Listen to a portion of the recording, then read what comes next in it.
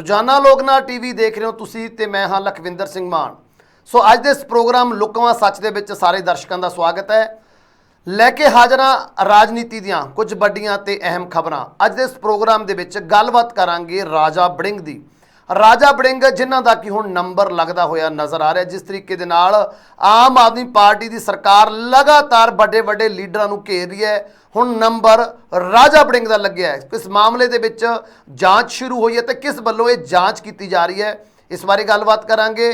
ਨਾਲ ਹੀ ਨਾਲ ਗੱਲਬਾਤ ਕਰਾਂਗੇ ਆਮ ਆਦਮੀ ਪਾਰਟੀ ਦੀਆਂ ਵਧਦੀਆਂ ਹੋਈਆਂ ਮੁਸ਼ਕਿਲਾਂ ਦੀ, ਕਿਉਂਕਿ ਕਿਸਾਨਾਂ ਦੇ ਵੱਲੋਂ ਆਮ ਆਦਮੀ ਪਾਰਟੀ ਦੇ ਵਿਰੁੱਧ ਧਰਨਾ ਸ਼ੁਰੂ ਕਰ ਦਿੱਤਾ ਹੈ। ਸੋ ਧਰਨਾ ਕਿਸ ਵਿਧਾਇਕ ਦੇ ਘਰ ਦੇ ਸਾਹਮਣੇ ਲੱਗਿਆ ਤੇ ਕਿਸ ਮਾਮਲੇ ਨੂੰ ਲੈ ਕੇ ਲੱਗਿਆ ਹੈ, ਇਸ ਬਾਰੇ ਗੱਲਬਾਤ ਕਰਾਂਗੇ। ਤੇ ਨਾਲ ਹੀ ਨਾਲ ਗੱਲਬਾਤ ਕਰਾਂਗੇ ਰਾਹੁਲ ਗਾਂਧੀ ਦੀ, ਜਿਨ੍ਹਾਂ ਦੀ ਕਿ ਅੱਜ ਪੇਸ਼ੀ ਈਡੀ ਦੇ ਸਾਹਮਣੇ ਸੀ। ਬੜਾ ਵੱਡਾ ਡਰਾਮਾ ਕੀਤਾ ਗਿਆ ਕਾਂਗਰਸ ਦੇ ਵੱਲੋਂ ਪੂਰੇ ਦੇਸ਼ ਦੇ ਵਿੱਚ। ਸੋ ਕਿਸ ਤਰ੍ਹਾਂ ਦਾ ਰਿਹਾ ਪੂਰਾ ਮਾਮਲਾ, ਕਿਸ ਤਰ੍ਹਾਂ ਰਹੀ ਪੁੱਛਗਿੱਛ ਵਿੱਚ ਕਿਹੜੇ ਵੱਡੇ ਖੁਲਾਸੇ ਹੋਏ ਨੇ, ਉਸ ਬਾਰੇ ਵੀ ਗੱਲਬਾਤ ਕਰਾਂਗੇ। ਤੇ ਗੱਲਬਾਤ ਕਰਨ ਦੇ ਲਈ ਮੇਰੇ ਨਾਲ ਜੁੜੇ ਹੋਏ ਨੇ ਪ੍ਰੋਫੈਸਰ ਮਨਜੀਤ ਅਣਖੀ ਜੀ। ਸਭ ਤੋਂ ਪਹਿਲਾਂ ਸਵਾਗਤ ਕਰਦੇ ਹਾਂ ਅਣਖੀ ਜੀ, ਸਵਾਗਤ ਹੈ ਪ੍ਰੋਗਰਾਮ ਦੇ ਵਿੱਚ। ਬਹੁਤ ਬਹੁਤ ਸ਼ੁਕਰੀਆ। ਸੋ ਅਣਖੀ ਜੀ, ਜਦੋਂ ਤੋਂ ਆਮ ਆਦਮੀ ਪਾਰਟੀ ਦੀ ਸਰਕਾਰ ਬਣੀ ਹੈ, ਕਿਉਂਕਿ ਉਹ ਕਹਿੰਦੇ ਸੀ ਅਸੀਂ ਕਰਪਸ਼ਨ ਨੂੰ ਬਿਲਕੁਲ ਵੀ ਟੋਲਰੇਟ ਨਹੀਂ ਕਰਾਂਗੇ, ਜਿਸ ਦੇ ਮੱਦੇਨਜ਼ਰ ਜੇਕਰ ਗੱਲ ਕਰੀਏ ਸਾਬਕਾ ਮੰਤਰੀਆਂ ਦੀ ਤਾਂ ਉਹਨਾਂ ਦੇ ਉੱਪਰ ਨਿਸ਼ਾਨੇ ਲੱਗੇ ਨੇ। ਕੱਲੇ ਸਾਬਕਾ ਦੇ ਨਹੀਂ, ਜੇਕਰ ਆਪਾਂ ਗੱਲ ਕਰੀਏ ਆਮ ਆਦਮੀ ਪਾਰਟੀ ਦਾ ਇੱਕ ਮੰਤਰੀ ਵੀ ਸਲਾਖਾਂ ਦੇ ਪਿੱਛੇ ਹੈ। ਸੋ ਕਰਪਸ਼ਨ ਦੇ ਮਾਮਲੇ ਨੂੰ ਲੈ ਕੇ ਹੁਣ ਜੋ ਨਵਾਂ ਨਾਮ ਸਾਹਮਣੇ ਆਉਣ ਲੱਗਿਆ, ਜਿਸ ਦੇ ਵਿਰੁੱਧ ਜਾਂਚ ਸ਼ੁਰੂ ਕੀਤੀ ਗਈ ਹੈ, ਜਾਂਚ ਸ਼ੁਰੂ ਕੀਤੀ ਗਈ ਹੈ ਲਾਲਜੀਤ ਭੁੱਲਰ ਦੇ ਵੱਲੋਂ। ਸੋ ਜਾਂਚ ਵੀ ਸ਼ੁਰੂ ਹੋਈ ਹੈ ਕਾਂਗਰਸ ਦੇ ਪ੍ਰਧਾਨ ਦੇ ਅਗੇਂਸਟ। ਸੋ ਗੱਲ ਕਰੀਏ ਰਾਜਾ ਵੜਿੰਗ, ਜਿਨ੍ਹਾਂ ਦੀਆਂ ਕਿ ਮੁਸ਼ਕਿਲਾਂ ਹੁਣ ਵੱਧਦੀਆਂ ਹੋਈਆਂ ਨਜ਼ਰ ਆ ਰਹੀਆਂ ਨੇ ਬੱਸਾਂ ਦੇ ਮਾਮਲੇ ਨੂੰ ਲੈ ਕੇ। ਬੱਸਾਂ ਦੇ ਵਿੱਚ ਜੋ ਵਾਡੀਆਂ ਚੰਨੀ ਸਰਕਾਰ ਵੇਲੇ ਲਵਾਈਆਂ ਗਈਆਂ ਸੀ ਪੰਜਾਬ ਦੀਆਂ ਨਵੀਆਂ ਬੱਸਾਂ ਨੂੰ, ਜਿਨ੍ਹਾਂ ਦੀ ਕਿ ਵਾਡੀ ਰਾਜਸਥਾਨ ਤੋਂ ਲੱਗੀ ਸੀ। ਸੋ ਹੁਣ ਉਸ ਮਾਮਲੇ ਦੀਆਂ ਪਰਤਾਂ ਉਧੜਨੀਆਂ ਸ਼ੁਰੂ ਹੋਈਆਂ ਨੇ, ਕਿਉਂਕਿ ਲਾਲਜੀਤ ਭੁੱਲਰ ਨੇ ਇਸ ਸੰਬੰਧੀ ਜਾਂਚ ਸ਼ੁਰੂ ਕਰ ਦਿੱਤੀ ਹੈ। ਕਿਵੇਂ ਦੇਖ ਰਹੇ ਹੋ ਰਾਜਾ ਵੜਿੰਗ ਦਾ ਨਾਂ ਸਭ ਤੋਂ ਅੱਗੇ ਆ ਰਿਹਾ ਹੈ? ਕਿਸ ਤਰ੍ਹਾਂ ਦੇ ਹਾਲਾਤ ਬਣਨਗੇ ਮਾਮਲੇ ਦੇ ਵਿੱਚ? ਰਾਜਾ ਵੜਿੰਗ ਫਸਣਗੇ ਜਾਂ ਫਿਰ ਪਾਕ ਸਾਹਿਬ ਬਾਹਰ ਚਲੇ ਜਾਣਗੇ? ਲਖਵਿੰਦਰ ਜੀ, ਜਦੋਂ ਦੀ ਆਮ ਆਦਮੀ ਪਾਰਟੀ ਦੀ ਸਰਕਾਰ ਬਣੀ ਆ ਉਦੋਂ ਤੋਂ ਲੈ ਕੇ ਹੁਣ ਤੱਕ ਹਰ ਰੋਜ਼ ਆਮ ਆਦਮੀ ਪਾਰਟੀ ਦੀ ਸਰਕਾਰ ਵੱਲੋਂ ਨਵੇਂ ਨਾਮ ਜਿਹੜੇ ਨੇ ਅਸੀਂ ਕਹਿ ਸਕਦੇ ਆ ਸਾਬਕਾ ਮੰਤਰੀ ਸਾਬਕਾ ਵਿਧਾਇਕਾਂ ਦੇ, ਜਿਹੜੇ ਕਿਸੇ ਨਾ ਕਿਸੇ ਤਰੀਕੇ ਨਾਲ ਭ੍ਰਿਸ਼ਟਾਚਾਰ ਦੇ ਵਿੱਚ ਇਨਵੋਲਵ ਰਹੇ ਨੇ, ਉਹਨਾਂ ਦੇ ਨਾਮ ਸਾਹਮਣੇ ਲਿਆਂਦੇ ਜਾ ਰਹੇ। ਸਭ ਤੋਂ ਪਹਿਲਾਂ ਸਾਧੂ ਸਿੰਘ ਧਰਮਸੋਤ, ਜਿਨ੍ਹਾਂ ਦਾ ਰਿਮਾਂਡ ਅੱਜ ਮੁੱਕਿਆ ਪਰ ਪੁਲਿਸ ਹਿਰਾਸਤ ਭੇਜ ਦਿੱਤੇ ਗਏ ਨੇ। ਉਸੇ ਤਰੀਕੇ ਦੇ ਨਾਲ ਸੰਗਤ ਸਿੰਘ ਗਿਲਜੀਆਂ ਜਿਹੜੇ ਅਜੇ ਤੱਕ ਕਾਬੂ ਨਹੀਂ ਆਏ, ਜਿਨ੍ਹਾਂ ਤੇ FIR ਲਾਂਚ ਹੋ ਚੁੱਕੀ ਹੈ। ਉਸ ਤੋਂ ਇਲਾਵਾ ਹੋਰ ਜਿਹੜੇ ਬੰਦੇ ਨੇ, ਭਾਰਤ ਭੂਸ਼ਣ ਆਸ਼ੂ ਦਾ ਨਾਮ ਜਿਹੜਾ ਉਹ ਆ ਰਿਹਾ, ਔਰ ਹੁਣ ਇਹ ਜਿਹੜਾ ਨਾਮ ਹੈ ਇਹ ਆਪਣੇ ਰਾਜਾ ਵੜਿੰਗ ਦਾ ਆ ਰਿਹਾ। ਰਾਜਾ ਵੜਿੰਗ ਦੇ ਸੰਬੰਧੀ ਅਸੀਂ ਕੱਲ ਦੇ ਪ੍ਰੋਗਰਾਮ 'ਚ ਗੱਲ ਕੀਤੀ, ਇਹੋ ਹੀ ਜਿਹੜੀ ਗੱਲ ਸੀ। ਤੇ ਇਹ ਗੱਲ ਉਦੋਂ ਅਸੀਂ ਸ਼ਾਇਦ ਅਸੀਂ ਕੈਫੇ ਲਾ ਰਹੇ ਸਾਂ, ਪਰ ਏਡੀ ਜਲਦੀ ਇਹ ਸਾਡਾ ਉਹ ਗੱਲ ਜਿਹੜਾ ਬਿਲਕੁਲ ਸੱਚ ਸਿੱਧ ਹੋ ਗਈ, ਕਿਉਂਕਿ ਅਸੀਂ ਆਪਣੇ ਉਸ ਪ੍ਰੋਗਰਾਮ ਰਾਹੀਂ ਆਪਣੇ ਦਰਸ਼ਕਾਂ ਨੂੰ ਇਹ ਇੱਕ ਸਟੀਕ ਜਾਣਕਾਰੀ ਦੇ ਦਿੱਤੀ ਸੀ ਕਿ ਕੱਲ ਨੂੰ ਹੋ ਸਕਦਾ ਕਿ ਰਾਜਾ ਵੜਿੰਗ ਦੇ ਦੁਆਲੇ ਵੀ ਸਕੰਜਾ ਕੱਸਿਆ ਜਾਵੇ। ਇਹੋ ਜਿਹੜੀਆਂ ਗੱਲਾਂ ਨੇ ਇਹ ਆਪਾਂ ਉਸ ਪ੍ਰੋਗਰਾਮ ਦੇ ਵਿੱਚ ਆਪਾਂ ਕਰਦੀਆਂ ਸੀ ਜੀ। ਤੇ ਹੁਣ ਜਿਸ ਤਰੀਕੇ ਨਾਲ ਲਾਲਜੀਤ ਭੁੱਲਰ ਨੇ ਇਹ ਐਲਾਨ ਕੀਤਾ ਤਾਂ ਸਾਡੀ ਉਸ ਖਬਰ ਤੇ ਜਿਹੜੀ ਮੋਹਰ ਜਿਹੜੀ ਆ ਉਹ ਲੱਗਦੀ ਆ। ਮੋਹਰ ਇਸ ਤਰੀਕੇ ਨਾਲ ਲੱਗਦੀ ਕਿ ਅਸੀਂ ਕੱਲ ਵੀ ਗੱਲ ਕੀਤੀ ਤਾਂ ਦਰਸ਼ਕਾਂ ਨੂੰ ਵੀ ਦੱਸਦੀ ਹੈ ਕਿ ਇਹ ਜਦੋਂ ਰਾਜਾ ਵੜਿੰਗ ਟਰਾਂਸਪੋਰਟ ਮੰਤਰੀ ਜਦੋਂ ਬਣਾਏ ਗਏ ਤਾਂ ਉਸ ਸਮੇਂ ਇਹਨਾਂ ਨੇ ਕੁਝ ਬੱਸਾਂ ਨਵੀਆਂ PRTC ਦੀਆਂ ਪੰਜਾਬ ਬੋਰਡ ਦੀਆਂ ਫਲੀਟ ਜਿਹੜੇ ਸੀ ਉਹ ਅਲਾਟ ਕੀਤੇ, ਔਰ ਉਸ ਵਕਤ ਇਹਨਾਂ ਨੇ ਬੜਾ ਆਪਣਾ ਦਾਵਾ, ਆਪਣੀ ਪਿੱਠ ਜਿਹੜੀ ਉਹ ਠੋਕੀ ਕਿ ਨਵੀਆਂ ਬੱਸਾਂ ਸੀ। ਔਰ ਐਜ਼ ਏ ਟਰਾਂਸਪੋਰਟ ਮੰਤਰੀ ਰਾਜਾ ਵੜਿੰਗ ਨੇ ਇੱਕ ਇਨਕਲਾਬ ਲਿਆਉਣ ਦੀ ਕੋਸ਼ਿਸ਼ ਕੀਤੀ ਵੀ ਉਹ ਟਰਾਂਸਪੋਰਟ ਖੇਤਰ ਦੇ ਵਿੱਚ ਮੈਂ ਇਨਕਲਾਬ ਜਿਹੜਾ ਲੈ ਕੇ ਆਇਆ। ਬੜਾ ਉਹਨਾਂ ਨੇ ਇਹੋ ਜਿਹੇ ਦਾਅਵੇ ਤੇ ਵਾਅਦੇ ਜਿਹੜੇ ਉਹਨਾਂ ਨੇ ਕੀਤੇ। ਪਰ ਉਸੇ ਸਮੇਂ ਦੇ ਵਿੱਚ ਹੀ ਅਸੀਂ ਉਹ ਗੱਲ ਨਹੀਂ ਕਰ ਰਹੇ ਰਾਜਨੀਤਿਕ ਦਾਇਰਿਆਂ 'ਚ, ਪਰ ਜਿਹੜੇ ਉਸ ਵਕਤ ਰੋਡਵੇ ਦੇ ਕੁਝ ਸਾਡੇ ਚੰਦ ਦੋਸਤ ਮਿੱਤਰ ਸਾਹਿਬ, ਉਹਨਾਂ ਨੇ ਉਦੋਂ ਹੀ ਗੱਲਾਂ ਕਹੀਆਂ ਕਿ ਇਹ ਜਿਹੜੀਆਂ ਬੱਸਾਂ ਨਵੀਆਂ ਆਈਆਂ ਨੇ ਇਹਨਾਂ ਦੀ ਬਾਡੀ ਇਸ ਤਰ੍ਹਾਂ ਦੀ ਆ ਕਿ ਇਹਨਾਂ ਨੂੰ ਇੱਕ ਮੁੱਕਾ ਵੀ ਸਧਾਰਨ ਤਰੀਕੇ ਨਾਲ ਮਾਰੇ ਤਾਂ ਚਿੱਪ ਪੈ ਸਕਦਾ। ਬਹੁਤ ਕੁਝ ਉਹਦੇ ਵਿੱਚ ਇਹੋ ਜਿਹਾ ਬੱਸਾਂ ਦੇ ਵਿੱਚ ਆ ਕਿ ਜਿਹੜੀਆਂ ਬੱਸਾਂ ਸ਼ਾਇਦ ਆਪਣੀ ਮੰਜ਼ਿਲ ਤੇ ਵੀ ਜੇ ਤੁਰੰਤ ਆਪਣੀ ਮੰਜ਼ਿਲ ਤੇ ਵੀ ਨਾ ਪਹੁੰਚਣ। ਉਸ ਵਕਤ ਇਹੋ ਜਿਹੀਆਂ ਗੱਲਾਂ ਸੁਣਨ 'ਚ ਆਈਆਂ ਸੀ ਤੇ ਇਹ ਵੀ ਗੱਲ ਪਤਾ ਲੱਗੀ ਸੀ ਕਿ ਇਹ ਜਿਹੜੀਆਂ ਬੱਸਾਂ ਨੇ ਰਾਜਸਥਾਨ ਦੇ ਵਿੱਚੋਂ ਪੜਾਈਆਂ ਗਈਆਂ। ਹੁਣ ਰਾਜਸਥਾਨ ਦੇ ਵਿੱਚੋਂ ਬਾਡੀ ਮੇਕਰਾਂ ਨੂੰ ਇਹ ਬੱਸਾਂ ਦਾ ਠੇਕਾ ਜਿਹੜਾ ਅਲਾਟ ਕੀਤਾ ਗਿਆ, ਇਹ ਸਮਝਿਆ ਜਾਂਦਾ ਕਥਾ ਤੌਰ ਤੇ ਕਿ ਉਹ ਜਿਹੜੇ ਹਰੀ ਚੌਧਰੀ ਨੇ ਉਹਨਾਂ ਦੇ ਕਿਸੇ ਨਜ਼ਦੀਕੀ ਨੂੰ ਇਹ ਜਿਹੜਾ ਸੀ ਪਾਰਟੀ ਬਣਾਉਣ ਦਾ ਜਿਹੜਾ ਠੇਕਾ ਦਿੱਤਾ ਗਿਆ। ਹੁਣ ਹਰੀ ਚੌਧਰੀ ਕਿਉਂਕਿ ਰਾਜਸਥਾਨ ਤੋਂ ਨੇ, ਰਾਜਸਥਾਨ ਦੇ ਵਿੱਚ ਹੀ ਕਾਂਗਰਸ ਪਾਰਟੀ ਦੀ ਸਰਕਾਰ ਹੈਗੀ ਆ, ਸੋ ਬਹੁਤ ਕੁਝ ਇਹੋ ਜਿਹਾ ਸਾਹਮਣੇ ਉਹਨਾਂ ਦਿਨਾਂ 'ਚ ਚਰਚਾਵਾਂ 'ਚ ਸਨ। ਤੇ ਇਹ ਜਦੋਂ ਆਮ ਆਦਮੀ ਪਾਰਟੀ ਦੀ ਸਰਕਾਰ ਬਣਦੀ ਹੈ ਤਾਂ ਉਦੋਂ ਵੀ ਇਹ ਚਰਚਾਵਾਂ ਗਰਮ ਸਨ ਕਿ ਹੁਣ ਹੌਲੀ ਹੌਲੀ ਕਾਂਗਰਸ ਪਾਰਟੀ ਦੇ ਸਾਬਕਾ ਵਿਧਾਇਕਾਂ ਤੇ ਮੰਤਰੀਆਂ ਦੇ ਦੁਆਲੇ ਸਕੰਜਾ ਜਿਹੜਾ ਜ਼ਰੂਰ ਦੱਸਿਆ ਜਾਣਾ ਹੈ। ਸੋ ਸਥਿਤੀਆਂ ਜਿਹੜੀਆਂ ਉਹ ਸਾਹਮਣੇ ਆ ਗਈਆਂ ਨੇ ਤੇ ਲਾਲਜੀਤ ਭੁੱਲਰ ਨੇ ਬਕਾਇਦਾ ਤੌਰ ਤੇ ਇਸ ਦੀ ਜਾਂਚ ਦੇ ਜਿਹੜੇ ਆਦੇਸ਼ ਜਿਹੜੇ ਨੇ ਦੇ ਦਿੱਤੇ ਨੇ। ਹੁਣ ਪ੍ਰਸ਼ਨ ਜਿਹੜਾ ਤੁਹਾਡਾ ਸੀ ਕਿ ਲਾਲਜੀਤ ਭੁੱਲਰ ਜਿਹੜਾ ਜਾਂਚ ਕਰੋਗੇ ਕਿ ਰਾਜਾ ਵੜਿੰਗ ਇਹਨਾਂ ਚੋਂ ਸੇਫਲੀ ਬਾਹਰ ਨਿਕਲ ਜਾਣਗੇ ਜਾਂ ਫਸਣਗੇ ਜਾਂ ਇਹੋ ਜਿਹੀਆਂ ਗੱਲਾਂ ਜੀ। ਵੇਖੋ ਲਖਵਿੰਦਰ ਜੀ, ਜਦੋਂ ਜਾਂਚ ਹੋਣੀ ਆ ਕਿਸੇ ਚੀਜ਼ ਦੀ ਫਿਰ ਜਾਂਚ ਕਰਵਾਈ ਹੀ ਤਾਂ ਜਾਂਦੀ ਆ ਕਿ ਜੇਕਰ ਉਹਦੇ ਵਿੱਚੋਂ ਕੁਝ ਨਿਕਲਣਾ ਹੋਵੇ, ਤਾਂ ਜੇ ਨਿਕਲਣਾ ਹੀ ਨਹੀਂ ਤਾਂ ਫਿਰ ਜਾਂਚ ਕਰਾਉਣੀ ਕਿਉਂ? ਤਾਂ ਇਹਦੇ ਵਿੱਚੋਂ ਨਿਕਲੇਗਾ ਤਾਂ ਜ਼ਰੂਰ। ਜਿਸ ਤਰੀਕੇ ਨਾਲ ਇਸ ਵੇਲੇ ਆਮ ਆਦਮੀ ਪਾਰਟੀ ਕਾਂਗਰਸ ਦੇ ਸਾਬਕਾ ਵਿਧਾਇਕਾਂ ਸਾਬਕਾ ਮੰਤਰੀਆਂ ਦੇ ਦੁਆਲੇ ਹੋਈ ਹੈ ਤੇ ਇਸ ਦਾ ਸਾਫ਼ ਅਰਥ ਇਹੋ ਹੀ ਆ ਕਿ ਉਹਨਾਂ ਨੇ ਇੱਕ ਦੋ ਵੱਡੇ ਮਗਰਮੱਛ ਜਿਹੜੇ ਨੇ ਉਹ ਉਹਨਾਂ ਨੇ ਠੋਕਣੇ ਆ, ਚਾਹੇ ਉਹ ਮਗਰਮੱਛ ਰਾਜਾ ਵੜਿੰਗ ਹੋਵੇ ਜਾਂ ਕੋਈ ਤਰਜਿੰਦਰ ਬਾਜਵਾ ਹੋਵੇ, ਕੋਈ ਵੀ ਹੋਵੇ, ਉਹਨਾਂ ਨੇ ਤਾਂ ਠੋਕਣੇ। ਤੇ ਅੱਜ ਕੁਲਦੀਪ ਸਿੰਘ ਧਾਲੀਵਾਲ ਦਾ ਇੱਕ ਬਿਆਨ ਬੜਾ ਚਰਚਾ ਦੇ ਵਿੱਚ ਰਿਹਾ। ਉਹਨਾਂ ਨੇ ਇੰਨੀ ਗੱਲ ਕਹੀ, ਉਹਨਾਂ ਨੇ ਕਿਹਾ ਕਿ ਇਹ ਮਤ ਸਮਝੋ ਕਿ ਜਿਹੜੇ ਬੰਦੇ ਇਹ ਕਾਂਗਰਸ ਪਾਰਟੀ ਛੱਡ ਕੇ ਤੇ ਭਾਜਪਾ 'ਚ ਦਾਖਲ ਹੋ ਗਏ ਨੇ ਤੇ ਉਹਨਾਂ ਦੇ ਵਿਰੁੱਧ ਕੋਈ ਕਾਰਵਾਈ ਜਿਹੜੀ ਨਹੀਂ ਹੋ ਸਕਦੀ। ਕਹਿੰਦੇ ਕਾਰਵਾਈ ਉਹਨਾਂ ਦੇ ਵਿਰੁੱਧ ਵੀ ਜ਼ਰੂਰ ਹੋਏਗੀ, ਕਾਰਵਾਈ ਹਰ ਉਸ ਵਿਅਕਤੀ ਦੇ ਖਿਲਾਫ ਹੋਏਗੀ ਜਿਸ ਵਿਅਕਤੀ ਨੇ ਬੀਤੇ ਸਮਿਆਂ ਦੇ ਵਿੱਚ ਪੰਜਾਬ ਨੂੰ ਲੁੱਟਿਆ, ਪੰਜਾਬ ਨੂੰ ਕੁੱਟਿਆ ਤੇ ਪੰਜਾਬ ਨੂੰ ਖਤਮ ਕੀਤਾ। ਸੋ ਕਹਿਣ ਦਾ ਅਰਥ ਆ ਕਿ ਆਮ ਆਦਮੀ ਪਾਰਟੀ ਪੂਰਨ ਤੌਰ ਤੇ ਇਸ ਵੇਲੇ ਜਿਹੜੀ ਜ਼ੀਰੋ ਟੋਲਰੈਂਸ ਅਸੀਂ ਕਹਿ ਸਕਦੇ ਹਾਂ ਭ੍ਰਿਸ਼ਟਾਚਾਰ ਦੇ ਸੰਬੰਧ ਦੇ ਵਿੱਚ ਲੈ ਕੇ ਉਹ ਚੱਲਦੀ ਪਈ ਆ ਤੇ ਆਉਂਦਿਆਂ ਦਿਨਾਂ ਦੇ ਵਿੱਚ ਰਾਜਾ ਵੜਿੰਗ ਵਾਸਤੇ ਮੁਸ਼ਕਲਾਂ ਜਿਹੜੀਆਂ ਜ਼ਰੂਰ ਪੈਦਾ ਹੋਣਗੀਆਂ, ਕਿਉਂਕਿ ਰਾਜਾ ਵੜਿੰਗ ਦੇ ਹੌਲੀ ਹੌਲੀ ਜਿੰਨੇ ਸਾਬਕਾ ਸਾਥੀ ਮੰਤਰੀ ਨੇ ਇਸ ਕੰਜੇ 'ਚ ਫਸਦੇ ਜਾ ਰਹੇ ਤੇ ਇਸ ਵੇਲੇ ਆਮ ਆਦਮੀ ਪਾਰਟੀ ਪੂਰਨ ਤੌਰ ਤੇ ਹਮਲਾਵਰ ਰੁਖ ਜਿਹੜਾ ਉਹ ਅਪਣਾ ਰਹੀ ਆ, ਕਿਉਂਕਿ ਵਿਰੋਧੀ ਧਿਰ ਦੀ ਭੂਮਿਕਾ ਤੇ ਇਹੋ ਹੀ ਆ। ਜਿਹੜੀ ਪਾਰਟੀ ਕਾਂਗਰਸ ਪਾਰਟੀ ਦੇ ਪ੍ਰਤਾਪ ਸਿੰਘ ਬਾਜਵਾ ਦੇ ਵੀ ਬੜੇ ਤਿੱਖੇ ਤੇਵਰ ਜਿਹੜੇ ਨੇ ਅੱਜ ਕੱਲ ਭਗਵੰਤ ਮਾਨ ਦੇ ਪ੍ਰਤੀ ਨਜ਼ਰ ਆ ਰਹੇ ਆ। ਸੋ ਬਹੁਤ ਕੁਝ ਇਹੋ ਜਿਹਾ ਆਉਂਦਿਆਂ ਦਿਨਾਂ 'ਚ ਤੁਹਾਨੂੰ ਵੇਖਣ ਨੂੰ ਮਿਲੇਗਾ ਜਿਹੜਾ ਬੜਾ ਹੈਰਾਨੀਜਨਕ ਵੀ ਹੋਏਗਾ ਤੇ ਸਾਨੂੰ ਸੋਚਣ ਵਾਸਤੇ ਮਜਬੂਰ ਵੀ ਕਰੇਗਾ ਕਿ ਇਹੋ ਜਿਹੇ ਲੋਕ ਜਿਹੜੇ ਬੀਤਿਆ ਸਮਿਆਂ ਦੇ ਵਿੱਚ ਆਪਣੇ ਆਪ ਨੂੰ ਸੱਚੇ ਸੁੱਚੇ ਹੋਣ ਦਾ ਦਾਅਵਾ ਕਰਦੇ ਰਹੇ ਆ, ਕਿਸ ਤਰੀਕੇ ਨਾਲ ਪੰਜਾਬ ਨੂੰ ਲੁੱਟਦੇ ਰਹੇ ਆ, ਪੰਜਾਬ ਨੂੰ ਬਰਬਾਦ ਕਰਦੇ ਰਹੇ ਆ ਤੇ ਪੰਜਾਬ ਨੂੰ ਕੁੱਟਦੇ ਰਹੇ ਆ। ਸਰ ਇੱਕ ਵਾਰ ਫੇਰ ਆਪਾਂ ਨੂੰ ਇਹ ਸੁਣਨਾ ਪਊਗਾ ਵੀ ਸਿਆਸੀ ਬਦਲਾਖੋਰੀ ਦੇ ਤਹਿਤ ਇਹ ਤਾਂ ਪਰਚੇ ਹੋ ਰਹੇ ਨੇ ਜੀ, ਕਿਉਂਕਿ ਪਹਿਲਾਂ ਰਾਜਾ ਵੜਿੰਗ ਪੂਰਾ ਇਨਾਮ ਲਸ਼ਕਰ ਲੈ ਕੇ ਸਾਧੂ ਸਿੰਘ ਧਰਮਸੋਤ ਦੀ ਸਪੋਰਟ ਕਰਨ ਲਈ ਪਹੁੰਚੇ ਸੀ, ਕਹਿ ਰਹੇ ਸੀ ਬਦਲਾਖੋਰੀ ਸਿਆਸੀ ਬਦਲਾਖੋਰੀ ਹੈ, ਲੇਕਿਨ ਹੁਣ ਜਦੋਂ ਰਿਮਾਂਡ ਖਤਮ ਹੋਈ ਆ ਉਹਨਾਂ ਦੇ OSD ਦੇ ਬੜੇ ਵੱਡੇ ਖੁਲਾਸੇ ਕੀਤੇ ਨੇ ਜੀ। ਸੋ ਹੁਣ ਰਾਜਾ ਵੜਿੰਗ ਦਾ ਉਸ ਬਾਰੇ ਕੋਈ ਬਿਆਨ ਨਹੀਂ ਆਇਆ ਕਿ ਹੁਣ ਜਦੋਂ ਰਾਜਾ ਵੜਿੰਗ ਦੇ ਉੱਪਰ ਗਾਜ਼ ਗਿਰੇਗੀ ਕਿ ਹੁਣ ਕੋਈ ਹੋਰ ਮੰਤਰੀ ਇਹ ਬਿਆਨ ਦੇਵੇਗਾ, ਕੋਈ ਸਾਬਕਾ ਮੰਤਰੀ ਵੀ ਇਹ ਵੀ ਸਿਆਸੀ ਬਦਲਾਖੋਰੀ ਦੇ ਤਹਿਤ ਰਾਜਾ ਵੜਿੰਗ ਨੂੰ ਘੇਰਨ ਦੀ ਕੋਸ਼ਿਸ਼ ਕੀਤੀ ਜਾ ਰਹੀ ਹੈ। ਦੇਖੋ ਜੀ, ਇਹ ਤਾਂ ਮਾਨ ਸਾਹਿਬ ਇਹ ਤਾਂ ਸਥਿਤੀਆਂ ਹੋਣੀਆਂ। ਜੇ ਰਾਜਾ ਵੜਿੰਗ ਦੇ ਵਿਰੁੱਧ ਪਰਚਾ ਦਰਜ ਹੁੰਦਾ ਕੋਈ ਵੀ ਚੀਜ਼ ਦਾ, ਪ੍ਰਤਾਪ ਸਿੰਘ ਬਾਜਵਾ ਬੋਲੂਗਾ, ਕਿਉਂਕਿ ਇਹ ਤਾਂ ਇੱਕ ਪੱਕੀ ਗੱਲ ਹੁੰਦੀ ਆ। ਅੱਜ ਤੱਕ ਕੋਈ ਵੀ ਵਿਅਕਤੀ ਜਿਹੜਾ ਫੜਿਆ ਜਾਂਦਾ ਕਦੇ ਉਹਨੇ ਇੰਨੀ ਗੱਲ ਕਹੀ ਆ ਕਿ ਮੈਂ ਦੋਸ਼ੀ ਹਾਂ, ਕਦੇ ਵੀ ਇੰਨੀ ਕੋਈ ਗੱਲ ਹੀ ਨਹੀਂ ਕਹਿੰਦਾ। ਤੁਸੀਂ ਇਹ ਦੇਖਣਾ ਕਿ ਆਹ ਵੇਖੋ, ਚਲੋ ਵੇਖਣਾ ਕੀ ਇੱਕ ਵਰਤਾਰੇ ਦੀ ਮੈਂ ਤੁਹਾਨੂੰ ਦੱਸਣ ਲੱਗਾ ਕਿ ਸਿੱਧੂ ਮੂਸੇਵਾਲ ਕਤਲ ਕਾਂਡ ਦੇ ਵਿੱਚ ਜਿਹੜਾ ਵੀ ਕੋਈ ਬੰਦੇ ਦਾ ਨਾਮ ਆਉਂਦਾ ਜੀ, ਉਹ ਇੱਕ ਨਾਮ ਉਹਦੇ ਨਾਲ ਜੋੜ ਦਿੰਦਾ ਜਾਂਦਾ ਜੀ ਇਹ ਨਸ਼ੇੜੀ ਆ, ਇਹ ਨਸ਼ਈ ਆ। ਕੱਲ ਨੂੰ ਜਦੋਂ ਪੁਲਿਸ ਨੇ ਉਹਨਾਂ ਨੂੰ ਫੜ ਲਿਆ ਤਾਂ ਤੁਸੀਂ ਦੇਖਿਓ ਉਹਨਾਂ ਨੇ ਵੀ ਇੰਨੀ ਗੱਲ ਕਹਿਣੀ, ਨਾਮ ਜੀ ਸਾਨੂੰ ਤਾਂ ਨਜਾਇਜ਼ ਫਸਾਇਆ ਗਿਆ, ਸਾਡਾ ਤਾਂ ਇਹਦੇ ਨਾਲ ਮੁੱਦਾ ਹੀ ਕੋਈ ਨਹੀਂ। ਉਹਨਾਂ ਨਾਲ ਵੀ ਪਿੰਡ ਦੇ 4 ਬੰਦੇ ਇਕੱਠੇ ਹੋ ਜਣੇ ਨੇ ਜੀ, ਪਿੰਡ 'ਚ ਤੇ ਇਹ ਬੰਦਾ ਹੀ ਬੜਾ ਸ਼ਰੀਫ ਸੀ, ਇਹ ਬੰਦਾ ਹੀ ਬੜਾ ਸਾਊ ਸੀ।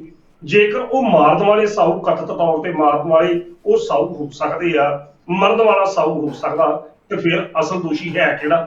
ਸੋ ਉਹੋ ਜਿਹੀਆਂ ਸਥਿਤੀਆਂ ਤੁਹਾਨੂੰ ਕੱਲ ਨੂੰ ਰਾਜਾ ਵੜਿੰਗ ਦੇ ਸੰਬੰਧ ਦੇ ਵਿੱਚ, ਭਾਰਤ ਭੂਸ਼ਣ ਆਸ਼ੂ ਦੇ ਸੰਬੰਧ ਵਿੱਚ, ਔਰ ਦੂਜੇ ਪਾਸੇ ਤਰਜਿੰਦਰ ਸਿੰਘ ਬਾਜਵਾ ਦੇ ਸੰਦਰਭ ਵਿੱਚ ਵੀ ਇਹੋ ਜਿਹੀਆਂ ਸਥਿਤੀਆਂ ਵੇਖਣ ਨੂੰ ਮਿਲ ਸਕਦੀਆਂ ਨੇ, ਜਿੱਥੇ ਇਹ ਲੋਕ ਇੰਨੀ ਗੱਲ ਕਹਿ ਦੇਣਗੇ ਜੀ ਆਹ ਰਾਜਨੀਤਿਕ ਬਦਲਾ ਲਓ ਕਾਰਵਾਈ ਆ।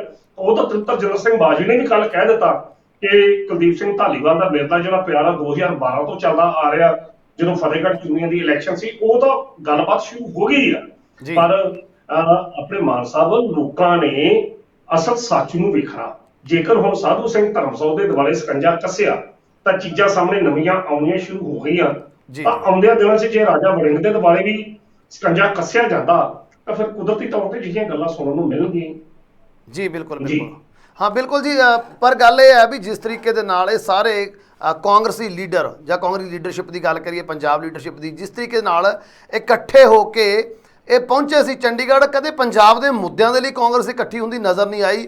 ਤੇ ਦੂਸਰੇ ਪਾਸੇ ਜੇਕਰ ਅੱਜ ਈਡੀ ਦੀ ਗੱਲ ਕਰੀਏ ਈਡੀ ਸਾਹਮਣੇ ਰਾਹੁਲ ਗਾਂਧੀ ਦੀ ਪੇਸ਼ੀ ਸੀ ਜੀ ਤੇ ਨੈਸ਼ਨਲ ਹੈਰਾਲਡ ਦੇ ਮਾਮਲੇ ਦੇ ਵਿੱਚ ਉਹਨਾਂ ਦੀ ਉੱਥੇ ਪੇਸ਼ੀ ਸੀਗੀ। ਉਸ ਦੇ ਵਿੱਚ ਅੱਜ ਪੇਸ਼ੀ ਤਾਂ ਜ਼ਰੂਰ ਸੀ ਪੁੱਛਗਿੱਛ ਹੋਈ ਹੈਗੀ।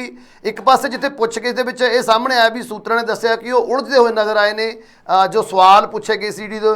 ਦੂਸਰੇ ਪਾਸੇ ਬਾਹਰ ਪੂਰੇ ਸੀਨੀਅਰ ਲੀਡਰਸ਼ਿਪ ਜਿੰਨੀ ਕਾਂਗਰਸੀ ਉਹ ਧਰਨਾ ਪ੍ਰਦਰਸ਼ਨ ਕਰਦੀ ਹੋਈ ਨਜ਼ਰ ਆ ਰਹੀ ਹੈ। ਕਿਵੇਂ ਦੇਖ ਲਿਓ ਪੂਰੇ ਮਾਮਲੇ ਨੂੰ? ਇੱਕ ਪਾਸੇ ਈਡੀ ਦੀ ਪੁੱਛਗਿੱਛ ਹੋ ਰਹੀ ਹੈ, ਰਾਹੁਲ ਗਾਂਧੀ ਘਬਰਾਏ ਹੋਏ ਸਵਾਲਾਂ ਦੇ ਸਹੀ ਤਰੀਕੇ ਨਾਲ ਜਵਾਬ ਨਹੀਂ ਦੇ ਪਾਏ ਜਿਹੜੇ ਕਿ ਸੂਤਰਾਂ ਤੋਂ ਖਬਰ ਨਿਕਲ ਕੇ ਬਾਹਰ ਆਈ ਹੈ। ਤੇ ਦੂਸਰੇ ਪਾਸੇ ਬਾਹਰ ਪੂਰੀ ਕਾਂਗਰਸ ਇਕੱਠੀ ਹੋ ਕੇ ਧਰਨੇ ਪ੍ਰਦਰਸ਼ਨ ਕਰ ਰਹੀ ਸੀ। ਕਿਵੇਂ ਦੇਖ ਰਹੇ ਹੋ ਪੂਰੇ ਮਾਮਲੇ ਨੂੰ?